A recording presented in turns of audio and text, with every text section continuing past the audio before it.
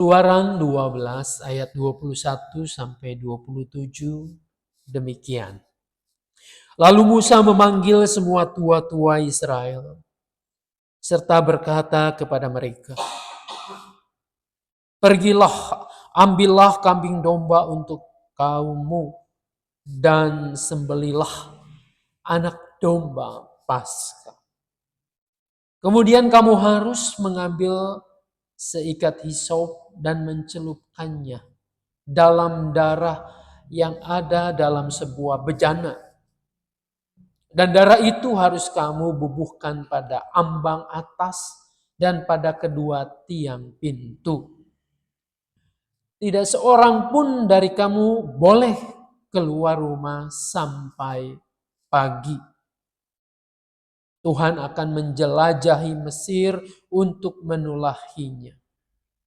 Ketika ia melihat darah pada ambang atas dan pada kedua tiang pintu itu, Tuhan akan melewati pintu itu dan tidak membiarkan pembinasa masuk ke dalam rumahmu untuk menulahimu. Kamu harus melaksanakan hal itu sebagai ketetapan sampai selama-lamanya bagimu dan bagi anak-anakmu. Apabila kamu tiba di negeri yang akan Tuhan berikan kepadamu, seperti yang difirmankannya, kamu harus melaksanakan ibadah ini. Apabila anak-anakmu bertanya kepadamu, apa arti ibadah ini bagimu? Maka kamu harus berkata, itulah kurban Paskah bagi Tuhan yang melewati rumah-rumah orang Israel di Mesir ketika ia menulahi orang Mesir, tetapi menyelamatkan rumah-rumah kita. Lalu berlututlah umat itu dan sujud menyembah. Orang Israel pergi dan melakukan seperti yang diperintahkan Tuhan kepada Musa dan Harun. Demikian mereka melakukannya.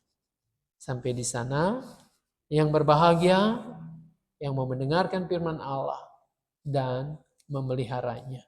Hosana. Bagian yang kita baca adalah bagian akhir dari ketetapan tentang perayaan atau korban Paskah. Paskah telah ada jauh sebelum Tuhan Yesus lahir. Ini merupakan sebuah peristiwa ketika bangsa Israel akan keluar dari perbudakan di Mesir menuju tanah perjanjian. Musa dan Harun diutus Tuhan untuk memimpin bangsa itu. Lalu Musa, Harun beberapa kali menghadap Fir'aun untuk meminta bangsa itu bisa dilepaskan, bisa keluar. Namun yang terjadi adalah Fir'aun tidak mengizinkannya. Karena mereka masih membutuhkan budak-budak, pelayan-pelayan mereka untuk melakukan pekerjaan-pekerjaan pembangunan di Mesir itu. Jadi Musa dan Harun ini berhadapan dengan tantangan yang tidak mudah. Memang sejak awal Musa itu ketika dipanggil oleh Tuhan, dia tidak serta-merta menjawab iya, oke. Tetapi ada beberapa hal yang diajukan yang merupakan keberatan dari Musa itu. Tapi sepanjang Tuhan mempercayakan kepemimpinan kepada Musa, Tuhan melengkapi Musa itu dengan berbagai karunia, berbagai mukjizat. Nah, ketika Fir'aun menahan dan tidak mengizinkan orang-orang Israel itu keluar, maka Tuhan melalui Musa dan tentunya Harun mendatangkan tulah Tulah itu apa sih? Tulah itu semacam kutuk, semacam hukuman. Beberapa kali tulah itu ditimpakan kepada orang-orang Mesir.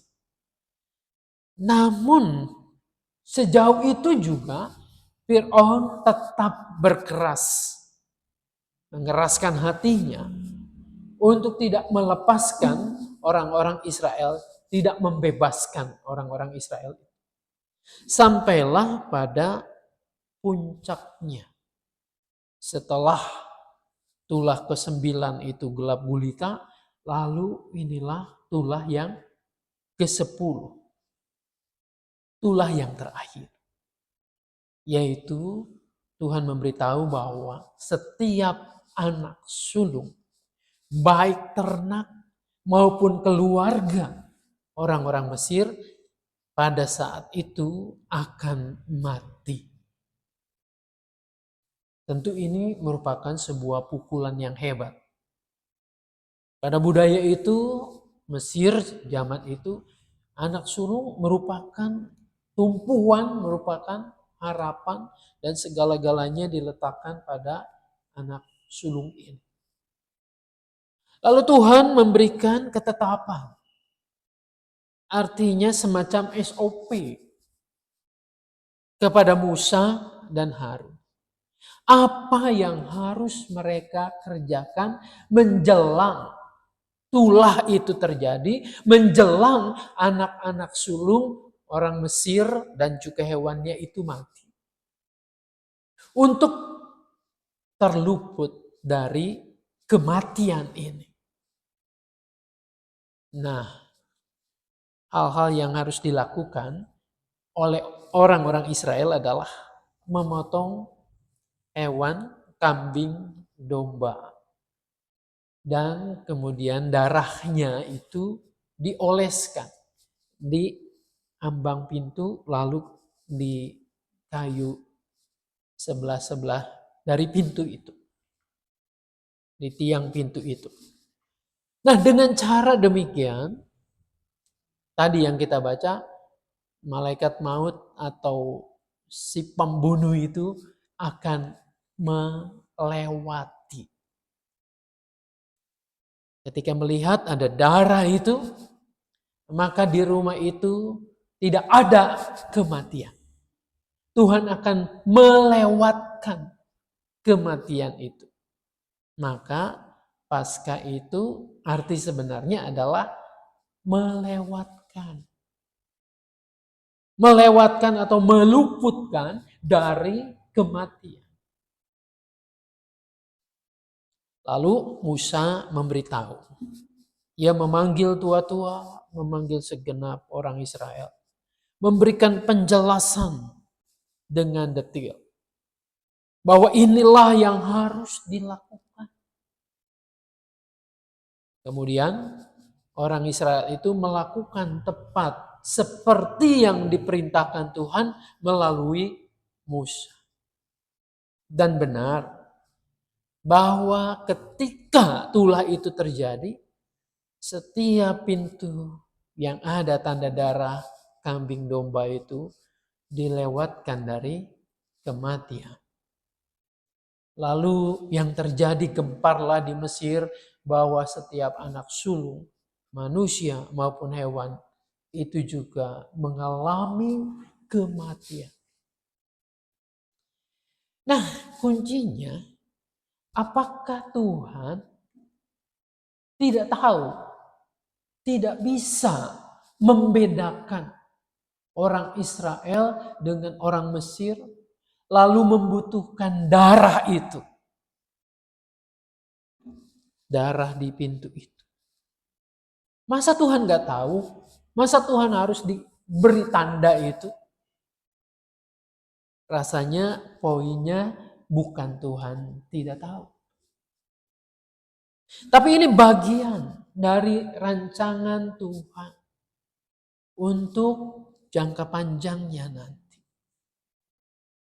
Bahwa ada darah anak domba yang dikorbankan untuk menebus dosa manusia.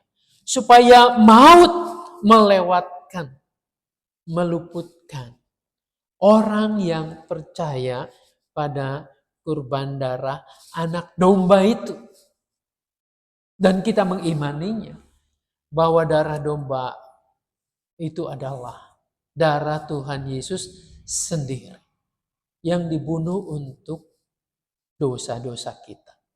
Maka yang mengakui percaya kepada pengorbanan darah anak domba Allah itu, dialah yang akan terluput dari maut, dari kematian kekal itu.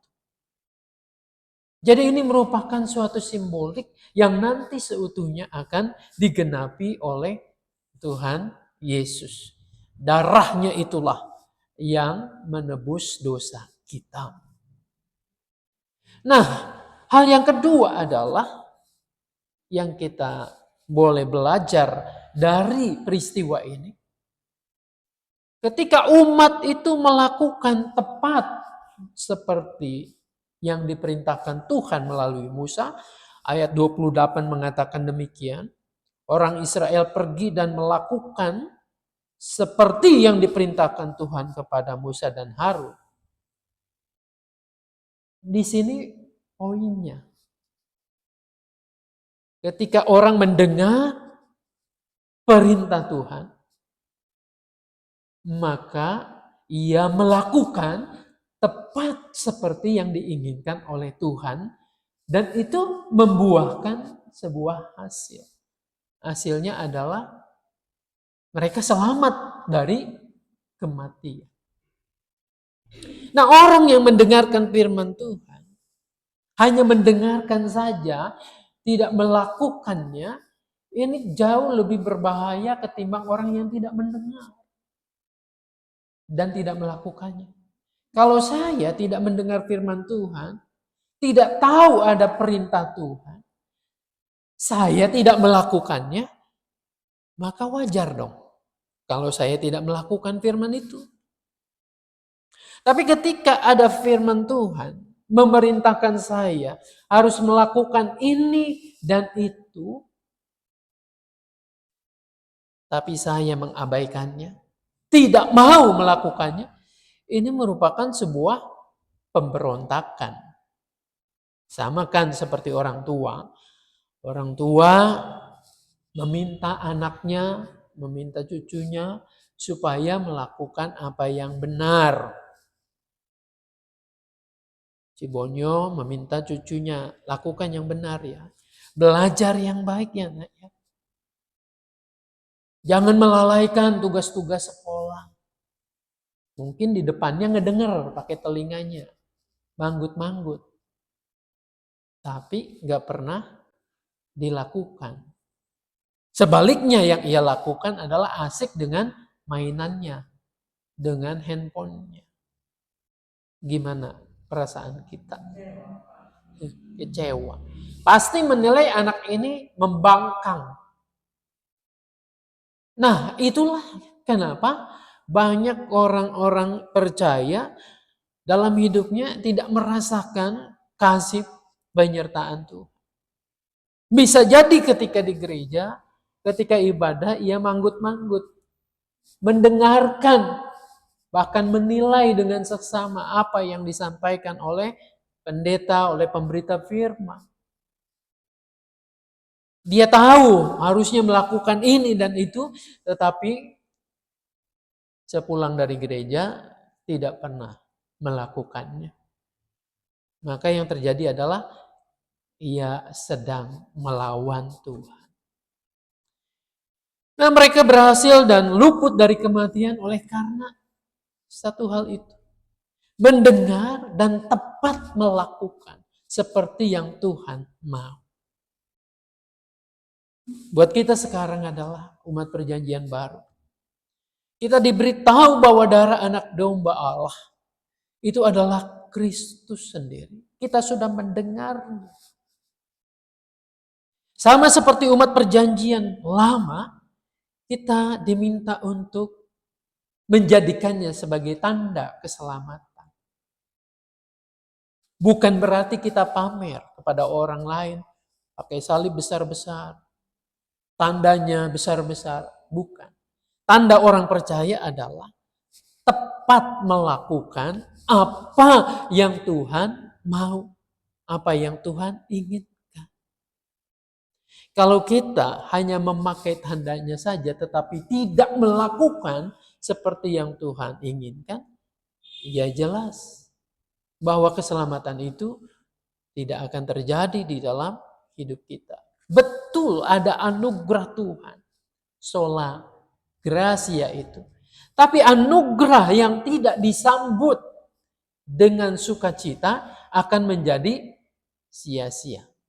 Sama seperti orang yang hampir tenggelam. Dia tidak bisa berenang, hampir tenggelam.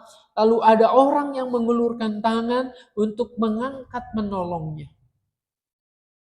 Tapi ketika kita tidak meraih tangan itu, tidak menyambutnya, maka kita akan tenggelam. Anugerah Tuhan sudah sediakan di dalam Kristus.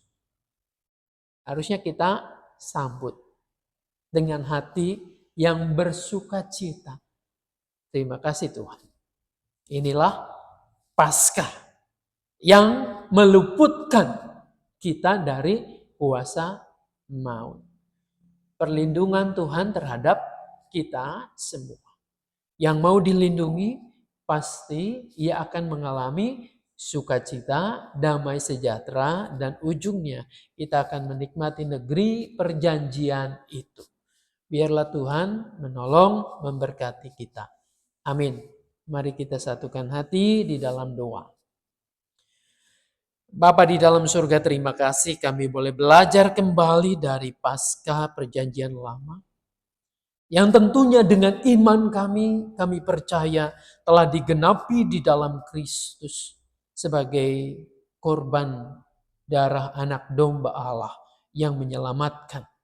Biarlah kami boleh menyambutnya dengan sukacita. Lalu kemudian kami melakukan tepat seperti yang Tuhan ingin kami kerjakan.